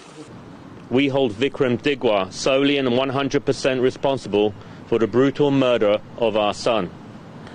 But Henry should not have died on the streets of Southampton in police custody. The way he was treated was inhumane. It absolutely is amazing. It's beyond belief. But we've gone on a long time, and I want to get Gerald on because I wanted to get his take on this as well. It's one of the reasons I wanted to play that. But this is a metaphor, really, for what is happening to our countries, not just in Europe, but also in America. How the life is being drained out of us for the benefit of people. Now, in Europe, it's they're bringing in the people who are at the bottom of society. They're bringing in masses of poor people who are committing crimes. With us, it's coming in at the top. With us, it is the Zionist billionaires who are taking over our country and bleeding us out. And it is our government that is conspiring with them to use them to destroy our country. Joining us now is Gerald Celente of TrendsJournal.com. And again, you can save 10% off if you use the code NIGHT at Trends Journal. And Gerald, I started the program earlier today talking about economics and the fact that they have been lying to us. There's an excellent article from Brownstone, Jeffrey Tucker, where he's talking about how they lie to us with every one of the metrics. And of course, we've known that. They manipulate the inflation numbers, the employment numbers, and all the rest of the stuff. But as he looked at it, he said, there's a guy who's putting together real metrics using artificial intelligence to help him ferret through all of this buried data and get the right information. He said, if you look at his information, we have been in a recession since 2022. He said, they tell you that, and I forget, maybe you know what the metric is. If you go 2 or 3 quarters where you have negative growth, then you're in a recession. He said, every quarter has been in negative growth except for a couple, and they were basically zero growth since 2022. So you've been talking about the fact that it was going to be worse than stagflation, and there's going to be dragflation, and we have been in stagflation for quite some time, and I think it's getting ready to accelerate into dragflation. What do you think? It's going on all over the world. Yeah. You got Germany, France, one country after another, the UK, everybody, the whole world. And a bad situation. Again, people forget what happened back in 2020. It's ancient history. They call the COVID war, quote, a pandemic. Mm-hmm. The World the World Health Organization called it a pandemic. It broke out on China on Chinese Lunar New Year, the year of the rat, in January of 2020. January, February, March, 3 months later, they called it a pandemic when less than 5,000 people died out of 8 billion. Yeah. If they even died from that, right? Exactly. And again, going back to the data, the second country to lock down was Italy, when the average age of the people dying was 81 years old. That's right. That's right. And we reported that at the time. I remember John Rappaport was one who I first saw uncover that information. And we were talking about it. I had John Rappaport on. He said, yeah, look at this. I mean, they have on average 2.5 comorbidities. Things that could easily kill them on their own, and That's their right. age is over life expectancy. He said, this is not a pandemic at all. No. So going back to what happened, they locked down everything. Yeah. They destroyed the global economy. That's right. Hey, don't worry. Go home. Here's some free money. All right? Mm-hmm. Hey, we're going to bring interest rates down to 0. All right? Hey, I'm a little slime ball. I'm a member of the Federal Reserve Bankster Bandit Gang. I'm the head. I'm Jerome Powell, some piece of scum. There's no inflation, Salenti. We were writing how bad inflation was. Mm-hmm. He didn't say that about me. No inflation. It's only temporary. Yeah. Remember? Oh, yeah. Oh, no. There's inflation's going up. We have Ms. Fatja Blut, that Janet Yellen, the former Fed head, that was the Treasury Secretary under Biden. Yeah. It's only transitory. Well, I find that exciting. How about making it transgendatory? Let's really be stupid. Yeah, and So when you what look at they this stuff, did, they created inflation by the globe pumping out all of this cheap money backed by nothing and printed on nothing. Yeah. Totally forgot. Hey, you want to go buy a car? The prices only went up 40% since then. Hey, Yeah. you want to? How about buying a house? The prices went up over a little 50%. Mm-hmm. Yeah. And the people that are out there, I reported this about a week ago. Jared Bernstein, who was one of Biden's economic advisors. And of course, you look at this guy's history, he's a musician. He's not an economist. And so he absolutely has no clue.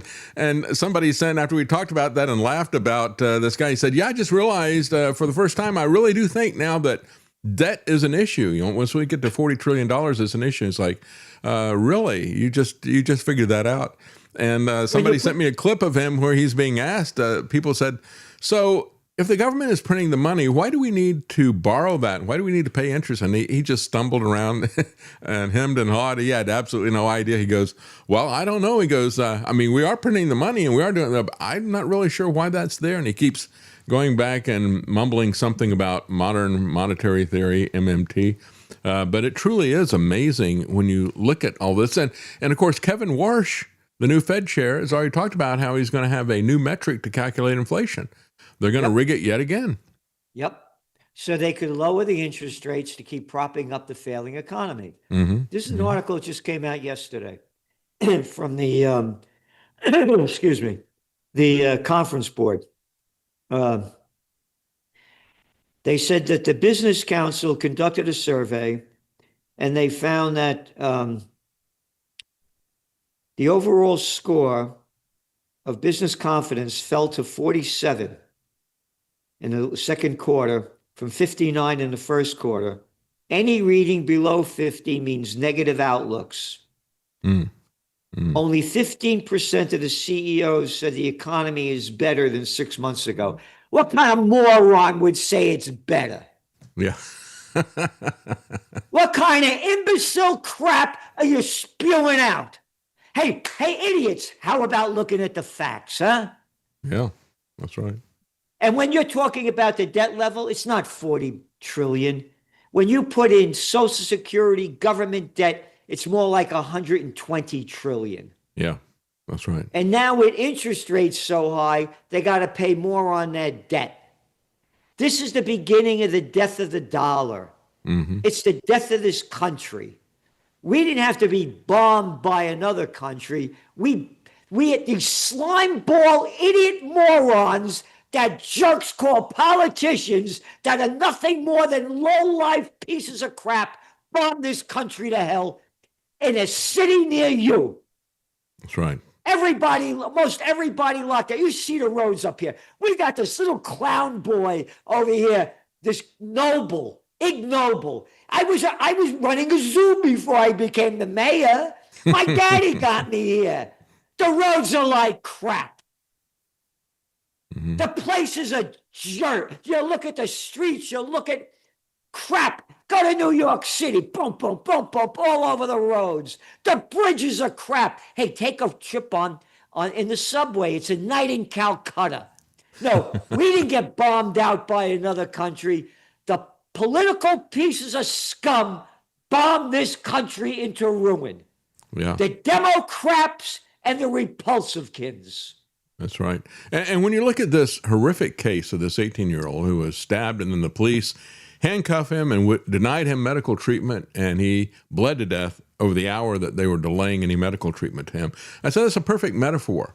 They're doing this, and now you got people who are rioting in the streets. They're very angry about this happening and comparing it to George Floyd and all the rest of the stuff, but they want us fighting each other. And really what we see with this is it's a metaphor about what is being done in Europe. It's also a metaphor, I think, about what is being done here in America. They are literally bleeding us out economically in many different ways as they've got us handcuffed. That's what our government is doing, and it's a bipartisan thing. It's Trump as well as it's Biden.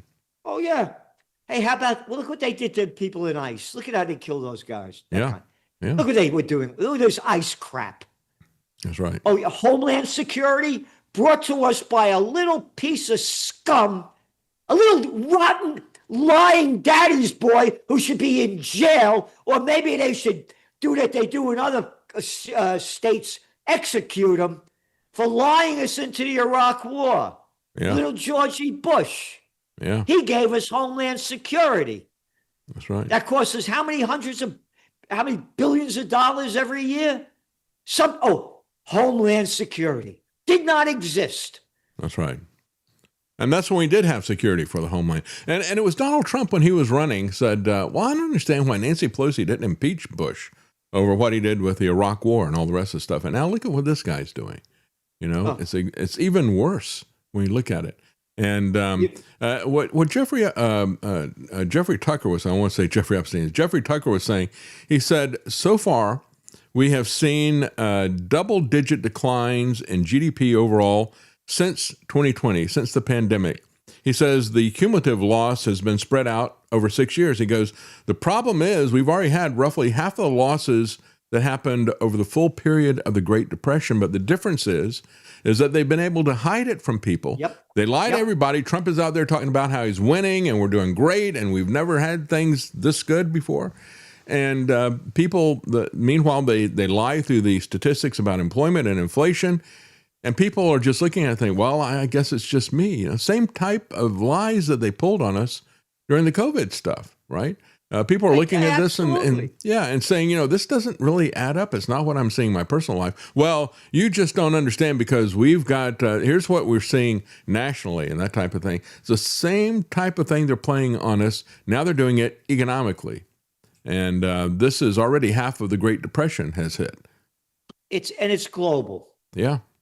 It's global. You look what's going on in India. They started this movement called the Cockroach Party.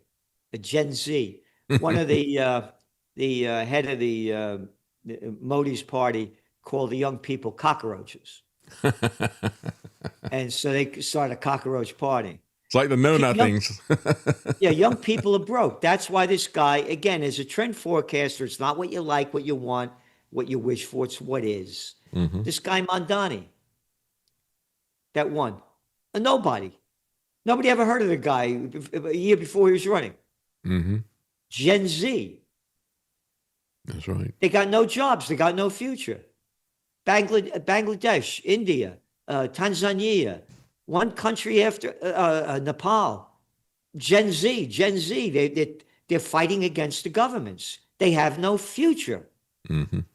Again, the big zone everything. Again, you and I have talked about this 100 times. When we were young guys, there were hardware stores. Yeah. There were grocery stores. There were drug stores. There were shoe stores. There were clothing stores. There were fish stores. Now everything is a chain. Yes. They did away with the antitrust laws. And this little slime ball T-shirt I did when he ran for office in 1992 mm-hmm. was one of the worst. Slick Willie. Oh, remember the Glass-Steagall Act? Yeah. Oh, I forgot that. All right, one after another. And Jimmy Carter, that slime ball that everybody looks up to. Oh, the guy that gave us Al-Qaeda? No, let's call it Mujahideen back then. Mm-hmm. We got to fight those Russians because they're trying to stop the Taliban over there in Afghanistan. Yeah. Oh, that's the guy that began the push for interstate banking. Back then, there was only intrastate banking. Banks were only, Bank of America was only in California.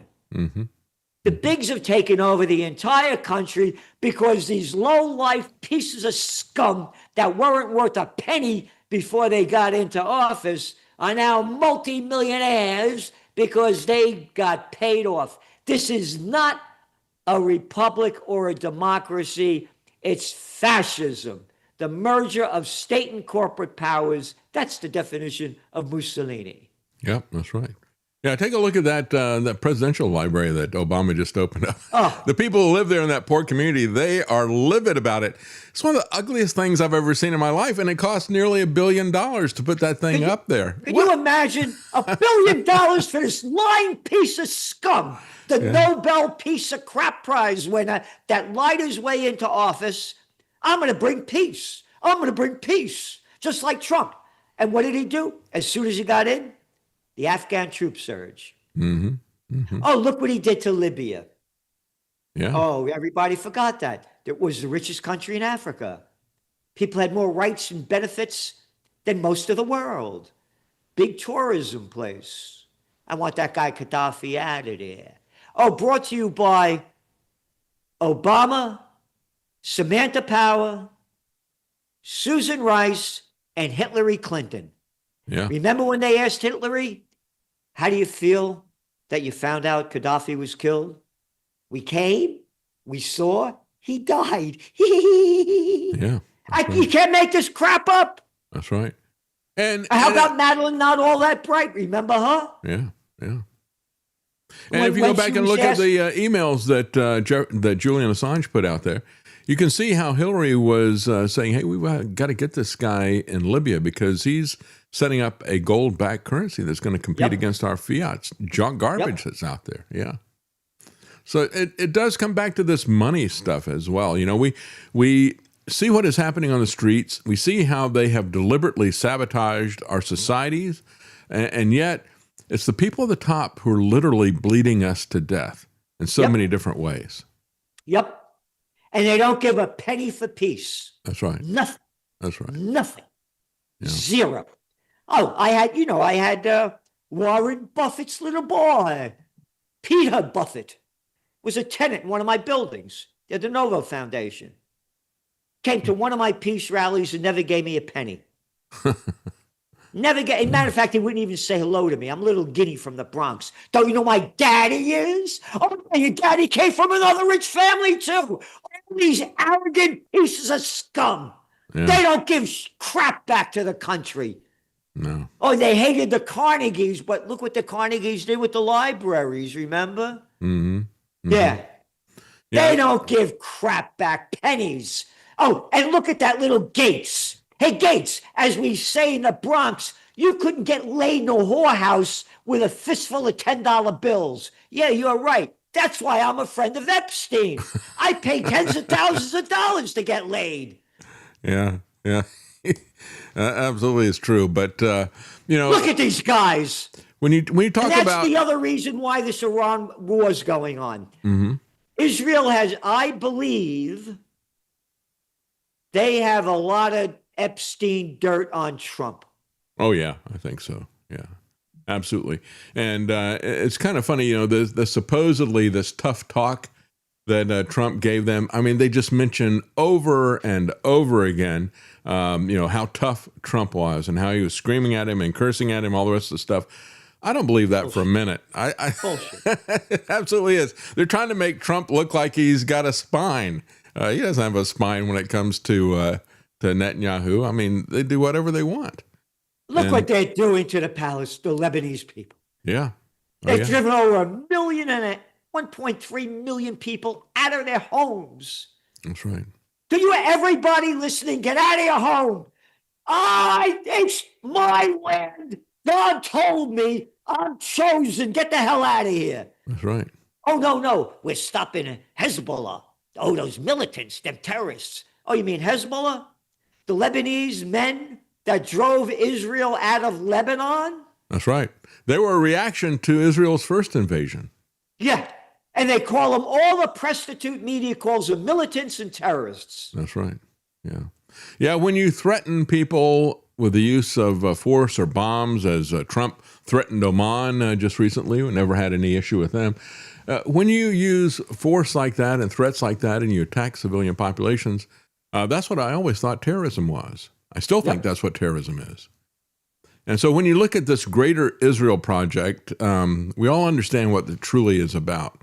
And we understand that as they're doing this in Lebanon, they're now attacking Christians. And this is something that these people like Huckabee and others, he wants to be a Jew, and they need to go ahead and make him one and take him down and circumcise him, I guess, because he just can't get over this stuff. He's probably been cut off already. What are you kidding?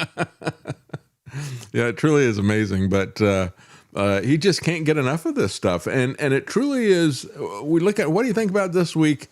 We hear rumblings about how they're going to unify the U.S. and the Israeli military into the next NDAA, which is always a must-pass piece of legislation.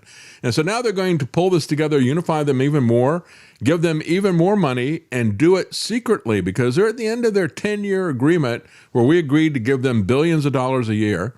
And the way CBS reported it under Barry Weiss, what they said was, well, Netanyahu says he doesn't want to take that money anymore. And it's like, yeah, he wants a partnership. And they didn't report that.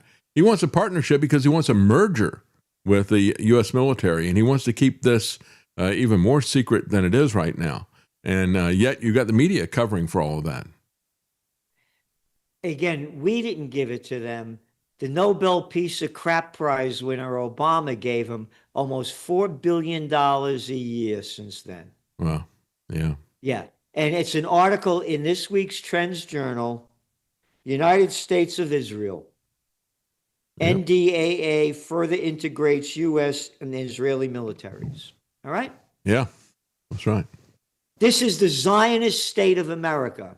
And Zionism is not a religion. It's made up by some little SOB, may he rot in hell, Theodore Herzl, back in the 1890s. Mm-hmm. Mm-hmm. Nothing to do. Zionism, hey, we're going to steal that land. Yeah, I've played one clip after the other of people like Lauder, who is the father-in-law of Kevin Warsh, His family has the Estee Lauder fortune. One after that, he's also president of the World Jewish Congress, I think is what it's called, World Jewish something. And being applauded as he's talking increasingly stridently about how they're going to punish and imprison people who criticize the state of Israel. And just when you thought the military-industrial complex couldn't get any worse, now they're going to merge with Israel, the people who are demanding that we lose our free speech, demanding that they not only be able to cancel us, but they also be able to imprison us. And then they're going to have all the tools that are available to the military-industrial complex, to the police state. That's the direction that they're going to be headed. And then just take a look at this guy that Trump put in there, Pulte. And this guy is straight out of Stalinism. You know, he goes out and he uses his computers, his artificial intelligence to identify enemies of Trump. And of course, Letitia James is as corrupt as they come, and she did weaponize government against Trump. That's still not the right way to do it, to propagate this and to intensify the fact that whenever we have a regime change, they're all going to lock each other up from the previous regime. But he also went after Lisa Cook with the Federal Reserve because of a policy difference. And so when Trump is out there saying that he's going to start looking at people using the tools of government to investigate them for anything they say that is anti-American, what he's really going to be doing, he's going to be coming after people who are anti-Semitic, that label that they throw on anybody who criticizes that foreign government. Again, they're not Semites. They're Eastern Europeans. Mm-hmm. Semites are from the Mesopotamia region. Oh, what's Milikowski? No, it's Netanyahu now. Oh, yeah, I forgot. Ben-Gurion, they all changed their name. Not all of them, a load of them. They're Eastern Europeans. They're not Semites. This is stolen land. You know, I read to you before a number of times the Balfour Declaration, 1917. Mm-hmm. His Majesty's government declares that the land in Israel, the land in Palestine, will be settled by the Jewish people, and we will use our best endeavors to achieve this objective. Mm-hmm. Oh, yeah, Balfour that sent it to the Rothschilds? Yeah, that one. Yeah, that's right. They made this stuff up. Well, you know, I've got a clip. I didn't play it today, but it's Helen Mirren, who is an actress who's been around for quite a while and been in a lot of different things. And she had an interview where she said she was there in the early days. Evidently, she's Jewish. And she said, I saw them dragging people out of their homes and taking their homes, and goes, you know, you could look at that and it was, I'm paraphrasing what she had to say, but she said, you know, you could look at that and it was like really awful, but it served this greater purpose and the beauty of what was happening, because, you know, they were creating a homeland, even though, you know, they had to break a lot of heads to do it. What a bunch of crap. Yeah, it is amazing how they rationalize and justify what is literally genocide. I mean, you know, the term genocide was coined because of what the Turks were doing to the Armenian Christians. Yep. And it was done by a Jewish guy. And what they were doing was they were killing massive amounts of civilians because they wanted the land. And it's like, you know, we get to this point and you're going to get the message eventually and you're going to move out. That's exactly what the Israeli government officials were saying about the people in Gaza. They admitted it was a genocide. Gaza, they got 70%. Lebanon. I'm going to get 70% of it now? Yeah. Now they're going to Lebanon. Let's go back to Zionism. How about Trump's son-in-law, Jared Kushner? Mm-hmm. Yeah, go back to your Trends Journal, March 2024, about Gaza. This is very valuable waterfront property, and the Palestinian people should be moved into the Negev desert. Yeah. And you're talking about how about the West Bank? Throwing people out, bombing, destroying it. In violation of the Geneva Convention and UN Article 242. Don't call them settlers, they're invaders. Yeah, that's right. Yeah, you look at what these settlers do, and it truly is amazing when you see the videos of what they're doing.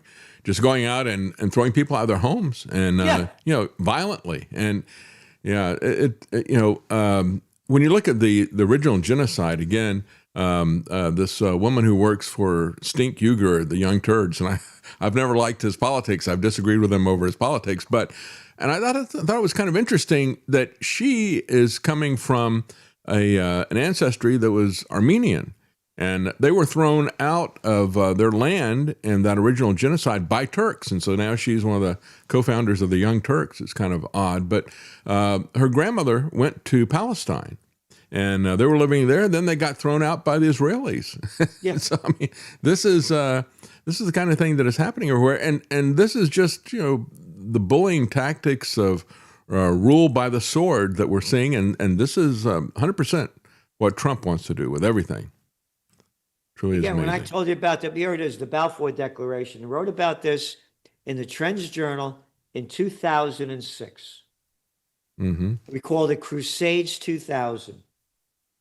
We said that the Balfour Declaration that laid the foundation of Israel, His Majesty's government views with favor the establishment in Palestine of a national home for the Jewish people, and we will use our best endeavors to facilitate the achievement of this objective. Mm-hmm.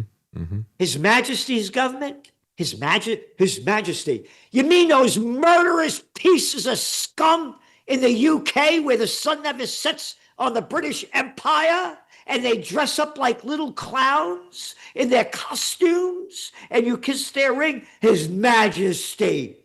If he was an Italian, you'd call him a mafia. That's right. His Majesty. Shove it. Oh, I'm the prince. I'm the princess. I'm the queen. You're a bunch of pieces of murderous scum. Yeah, that's right. And when you look at what is happening with Greater Israel, they've got soldiers who have the patches showing the map that they want.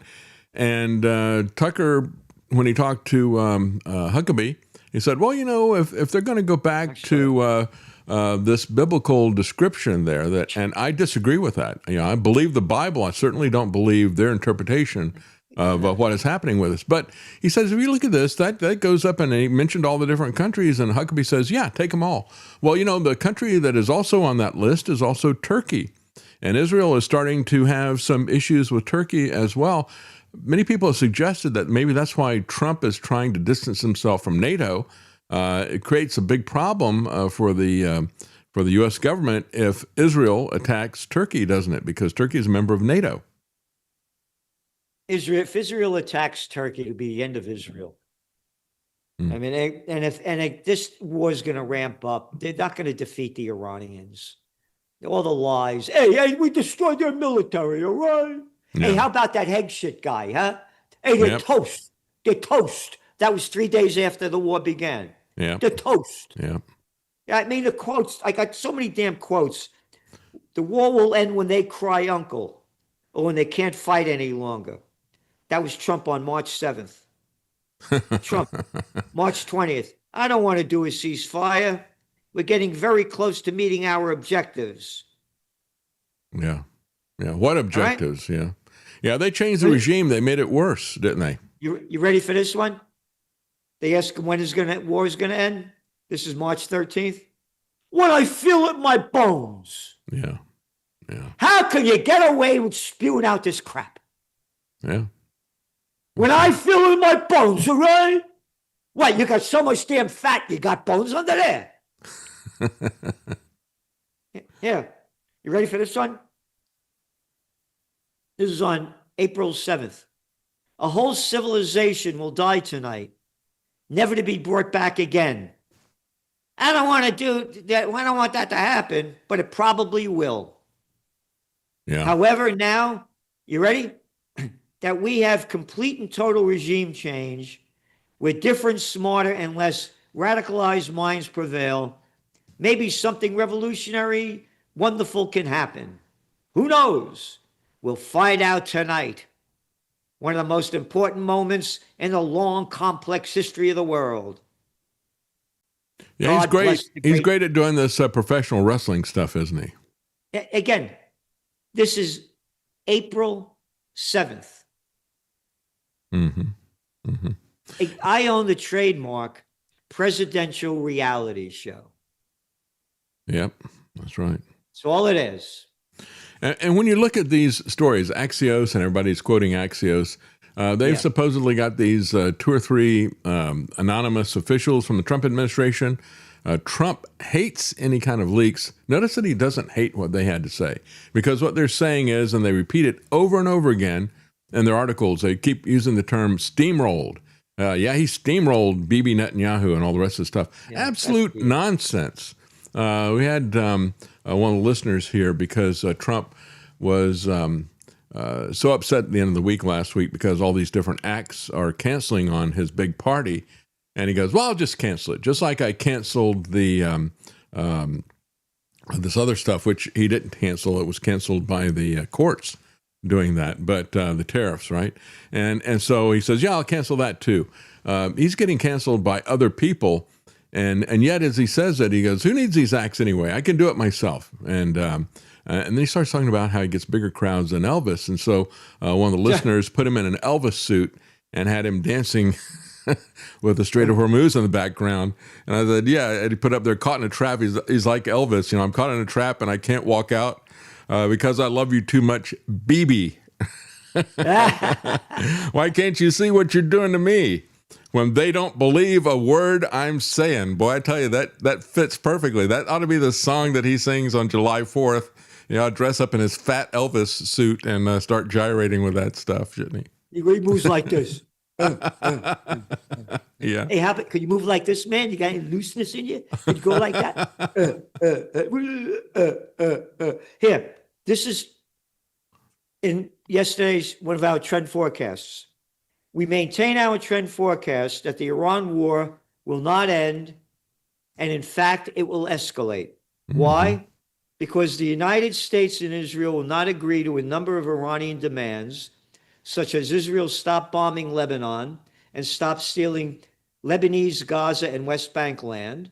Mm-hmm. And the United States will not return the money it has seized from Tehran, which, according to Press TV, quote, for 47 years, the United States has held billions of dollars of legitimate Iranian wealth, oil, revenues, central bank reserves, and commercial assets seized through illegitimate executive orders and maintained through political pressure, end quote, which they say total about $100 billion. Also, Iran will not give the U.S. its enriched uranium. The U.S. will not lift most sanctions imposed on Iran, and the U.S. will not pay for the damage that resulted from the U.S. and Israeli bombing of Iran. According to the American Jewish Committee, over the course of a 40-day campaign, you ready? Mm-hmm. Israel conducted more than 10,800 strikes over 4,000 targets in Iran. Wow. The Israeli Air Force dropped over 18,000 bombs in more than 1,000 waves. The United States carried out 13,000 strikes on Iran military targets. Therefore, there's a guy. The longer the war rages, the higher oil prices will rise, and much of the world, as we detail in this week's and previous Trends Journal, will sink into dragflation. Yeah. There's an interesting guy. He's a University of Chicago professor. His name is Robert Pape. And he wrote a book called Bombing to Win. The reason he wrote that was because he started looking at what the U.S. military was doing over and over again. And it's not just Vietnam where they had the metrics. Oh, we dropped X number of bombs like you're just quoting there, right? Well, therefore, that means that we are winning, right? It's the same kind of stuff, nonsense you hear coming out of Pete Hegseth. And he pointed out that does not win wars. You go back and you look at what happened with Korea, right, during the Korean War. It was unbelievable the amount of ordnance that was dropped on Korea. Basically bombed them into the Stone Age, literally. Still did not win the war. The same thing could be done with Iran. They're still not going to win the war. And even when it comes to something like reparations, which in order to get that through, it would just be to kind of stand back and say, okay, now you can charge tolls through the Strait of Hormuz. That would essentially take care of that that disagreement that they've got there. But they're not even going to budge on that. As you point out, they're not going to budge on anything. No. And they haven't achieved anything either. They did not want to talk about what this war was about. They didn't want to talk about what their goals were that they were going to accomplish. They didn't want to have a declaration of war. You have fools rush in where wise men fear to tread. A wise person would have counsel. That's one of the reasons why it's in the Constitution for that. But they didn't do any of that. Instead, they just rushed in. And there's absolutely no way that they've achieved any of these objectives. They didn't want to talk about any objectives because they didn't want to box themselves in with that, but they couldn't help themselves from talking about how they wanted regime change. They wanted in the nuclear program, they wanted to do this, they wanted to do that. And every one of these things that have eventually leaked out as de facto objectives, as they try to justify this action, they do have objectives, and every one of those they've not only not achieved, but they've driven it in the opposite direction, haven't they? Again, this is the Israel war. Israel's doing what they want. They're stealing more Palestinian, Lebanese land. Yeah. They're murdering people. This is a very advanced country. Mm-hmm. It's a beautiful place. Same thing with Gaza. People have no idea how beautiful it used to be. Bombed to ruins. Well, you know what? This is the United Zionist State of America. Yeah, that's right. What concerns me, Gerald, is I've seen Jonathan Pollard go on multiple shows, and I've played the clips from him, bragging about the fact that Israel blackmailed the United States when Kissinger didn't want to give them weapons in 1973, or just before that, the Yom Kippur War. They said, send a plane and take your satellite and take a look at this plane we got parked on the tarmac and look at what's under its wings. And he's real cagey about it. He goes, well, I can't legally say what it was, but it was a non-conventional weapon. In other words, it was a nuclear weapon. And he talks about blackmailing the United States with a nuclear weapon. And say, we're going to use that against Egypt if you don't do what we want you to do. And Jonathan Pollard, Mark Levin, and these shills for Israel are pushing really hard to escalate this into a nuclear war because they know that's the only way they can push this thing over the edge. And it'll be the end of life on Earth. That's the beginning of the end of life on Earth. That's what they want. Well, again, you've been on target with all this stuff, and you've seen this trend coming for a very long time. Trendsjournal.com. That's where you can get the magazine, a weekly magazine, a wealth of information that is there, and you can save 10% off with the code NIGHT. Thank you so much for coming on, Gerald. Oh, thank you so much for all you do. I really appreciate being on with you. Thanks so much. Thank you. Thank you. And have a good day, everybody. Thank you for joining us.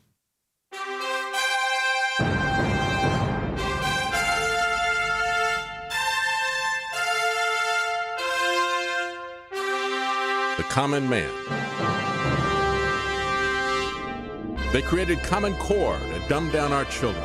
They created Common Pass to track and control us. Their Commons Project to make sure the commoners own nothing. And the communist future. They see the common man as simple, unsophisticated, ordinary. But each of us has worth and dignity created in the image of God. That is what we have in common. That is what they want to take away. Their most powerful weapons are isolation, deception, intimidation. They desire to know everything about us while they hide everything from us.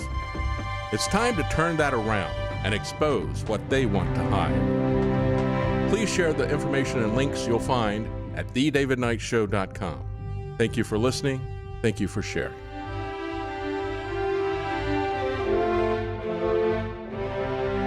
If you can't support us financially, please keep us in your prayers. thedavidknightshow.com.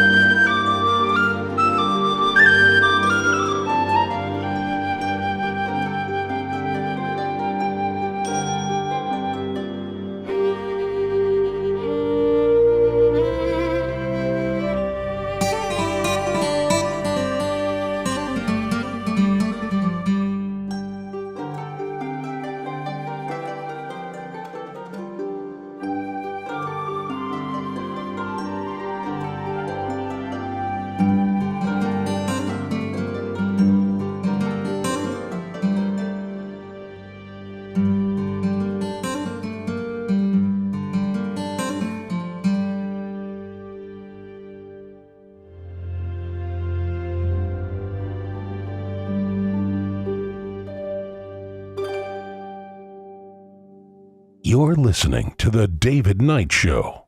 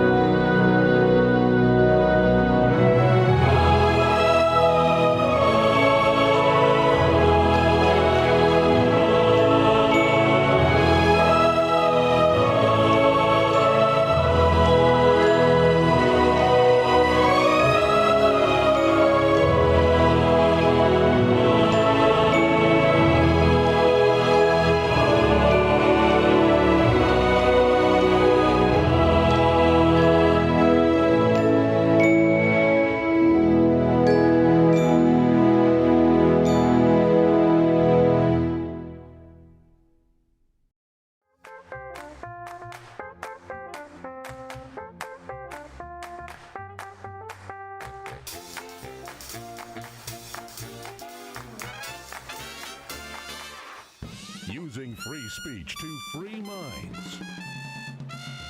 It's The David Knight Show.